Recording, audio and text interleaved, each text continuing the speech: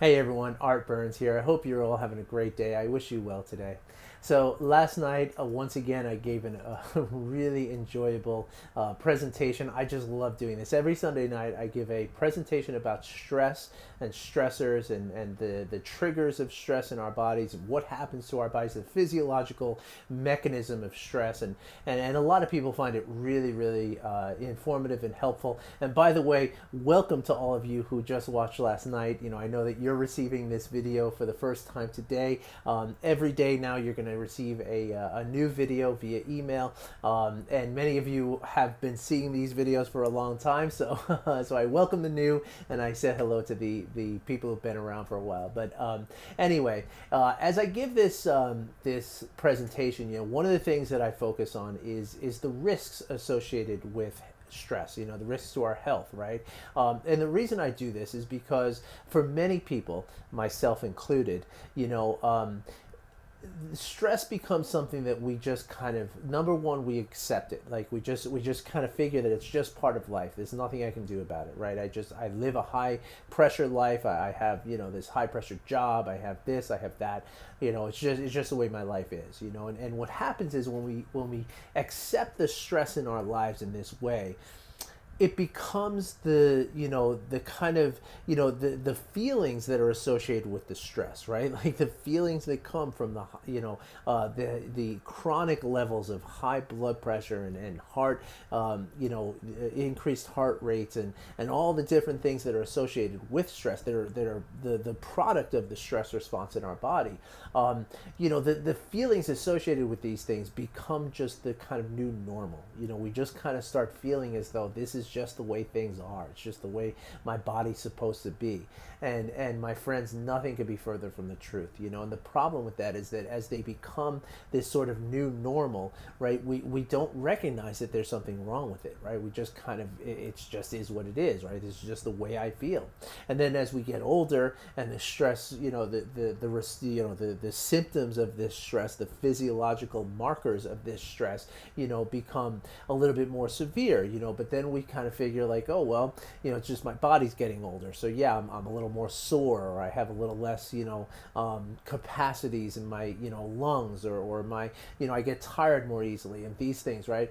And a lot of times these are very serious indications of very serious, underlying medical issues, right?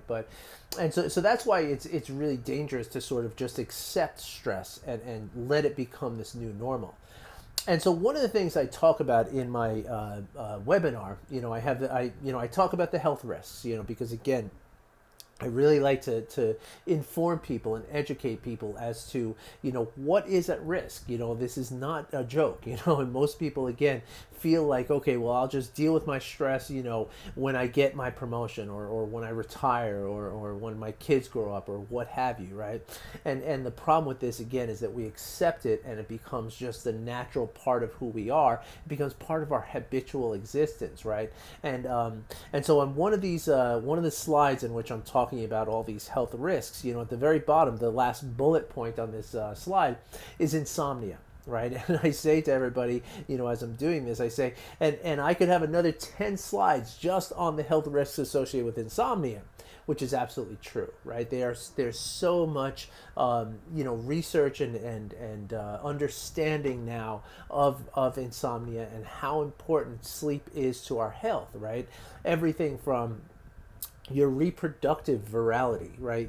Or the vitality rather of your reproductive system, right? They've done studies that have shown that men who sleep 5 hours a night instead of 8 hours a night, which isn't even that, to me. I mean, I used to live in 4 hours a night, even sometimes less. And the problem is that becomes like this badge of honor, right? Like I can survive on just 4 hours of sleep every night and I'm fine, And again, that's where we normalize it, and that's the scary part. But there's studies that have shown that men who sleep 5 hours instead of 8 hours, their the vitality of their reproductive organs and the testosterone level in their bodies indicate that they are somebody 10 years older than they are. right? So literally you're giving your life away, you're giving your physical life away. And this is very important stuff, obviously. And the same thing is true for women too. They've done studies with women as well. Same effect, right? The sleep that we have, or the lack of sleep that we have, has an enormous impact on our ability to learn and remember, right? Which is also very strongly impacted by stress, right? The part of your brain associated with absorbing new memories and recalling old memories is the hippocampus, and it has actually been shown in high stress individuals, people who deal with chronic stress, which happens to be 77% of American adults. Their hippocampus has been shown in MRI scans to shrink, literally atrophy, right? And the problem with that is that as it shrinks, the capacity of it shrinks with it, right?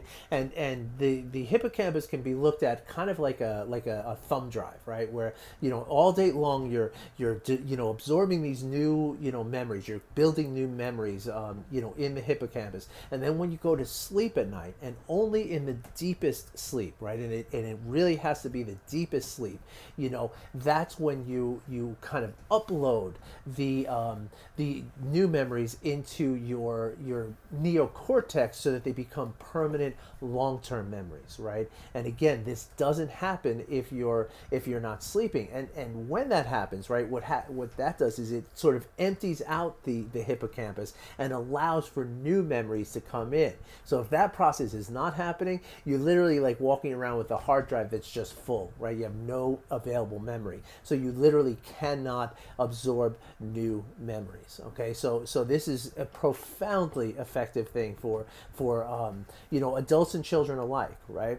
And so the problem with all this, and this is just a couple examples, right? I mean, again, I could do probably a 30-minute video on the health risks of, or maybe 2 hours of the health risks of sleep or lack thereof, right? And there's a couple of really great people working with this. If you would like, you can look up a gentleman by the name of Matthew Walker. Sorry, he's a director of neuroscientists at a university in America. Brilliant guy, and he's doing amazing work. Look him up on YouTube, Matthew Walker. You'll find tons of talks and interviews, and go much deeper on what it means to sleep and how important it is. But what I want to talk to you today about is how much insomnia and stress are interrelated, right? In fact, they are so interrelated that many people will tell you that insomnia is the very first indication that you have unresolved stressors in your life, right? And unresolved stress in your body, right? And the reason for this is that when we go to bed at night, we lay down our head on the pillow, that's when we stop doing everything, right? So our brains don't have anything, our minds don't have anything to, focus on anymore. And therefore, all of those nervous and fearful thoughts kind of come back, right?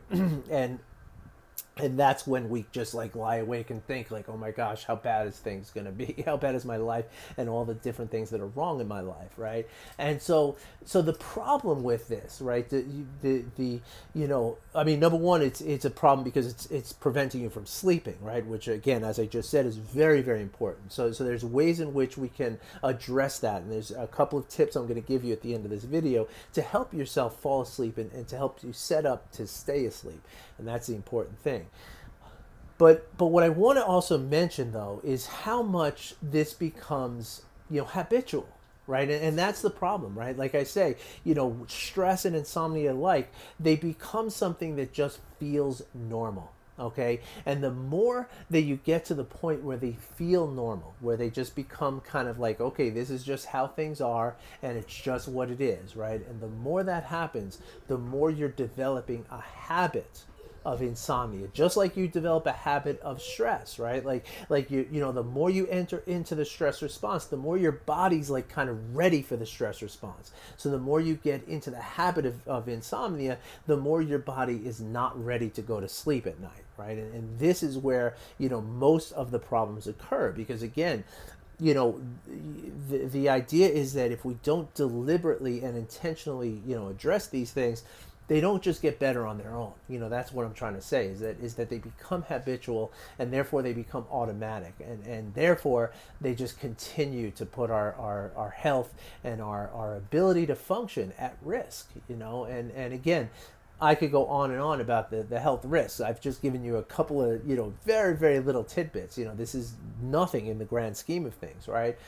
And so what can we do, right? How can we benefit? How can we improve our ability to sleep, right? So the first thing we can do is we can, address the stress in our bodies, right? Like the more we're able to reduce the stress in our bodies, the more we're going to be able to, to again, not, right? Like I said, like the insomnia is the first sign of unresolved stress in your life, right?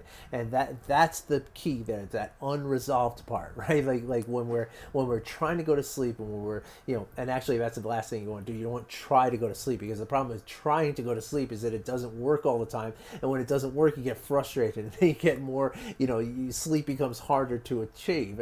So the idea is not to try to go to sleep. The idea is to allow yourself to go to sleep, right? Let go. And that's something that we also train ourselves in mindfulness. But anyway, getting back to the stress aspect, the more we can reduce the stress, the more we can reduce this fear-based thought process that causes the stress in our lives, become and make a habit of not feeling that fear-based thought and fear-based emotion that causes the stress.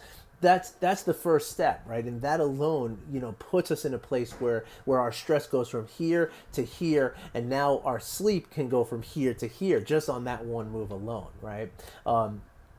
But there's lots of other things, right? Again, like I said, the aspect of, trying to fall asleep, when we're tossing and turning and trying to like will ourselves to go to sleep, that's going to work against you every single time, right?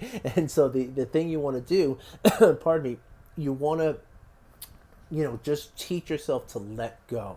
And that's something we do in meditation, right? As we do meditation, right, we're focusing on our breath, for instance. And as we focus on our breath, what we're doing is we're practicing letting go of our thoughts, right? Just let them go. You can never stop your thoughts. I often use this trick with people. I tell people, if I tell you right now, don't think about a monkey, what's the first thing that comes to your mind? 10 times out of 10 it's a monkey, right? And that's the thing, like when we try to stop our mind from thinking, it doesn't work. It actually thinks more. So the idea is that what we're trying to do then is we're just letting go of the thoughts, allowing them to just pass by. And the more we can develop that habit, the more we disrupt the habit of insomnia that we've developed over years and years and years and years of saying like, oh, I only need 4 hours of sleep, and that's just how it is, right? There's another really great meditation you can do at night just before you go to bed. In fact, while you're in bed. And this is not, I should be responsible here. You should do this meditation during the middle of the day too. It shouldn't be just a sleep, a sleep aid, right? But it works really well. So if you're dealing with chronic insomnia, which means that you're probably dealing with chronic stress as well, this meditation can help a lot, okay? It's called the body scan meditation, okay? Literally, all you're going to do is you're going to lie there, flat on your back, pardon me, sorry. I just had a couple of almonds before I started recording this video, so I got a little tickle, pardon me. Anyway, lie down on your back, right, as you're getting ready to go to sleep. There are certain atmospheric things that you should do about going to sleep too, like staying away from your screen within the last hour of sleep, staying away from caffeine for like at least 8 hours before you go to sleep, right? Like caffeine has a half-life of 8 hours, meaning that after you drink your last cup of coffee, 8 hours later the caffeine is still revving you up. So take that seriously. Like, don't have caffeine for 8 hours before you want to try to go to sleep. Try to cool off your home, right? Because the colder the temperature is, the more your body's going to sleep. And also, in addition to the blue light of your screen, of the phone, of the computer, of the television, right? Cut that out an hour before bed, but also turn down all the lights in your house, right? Like if you have dimmers, set them all at 50%. Turn off the lights that aren't, that you don't need, really, make your house a little darker. It's going to help you to kind of get into that, prep you for sleep, right? And so while you're lying in bed after doing all of this, right, you're lying in bed, ready to sleep, lie down on your back. And what you're going to do is take about 10 minutes, okay, to just simply scan your entire body, right? Now, I have a recorded meditation I'd be happy to share with you on this. But essentially, all you're going to do is you're going to do just like it says, right? You're just going to scan your body from the tips of your toes all the way up to the top of your head, right?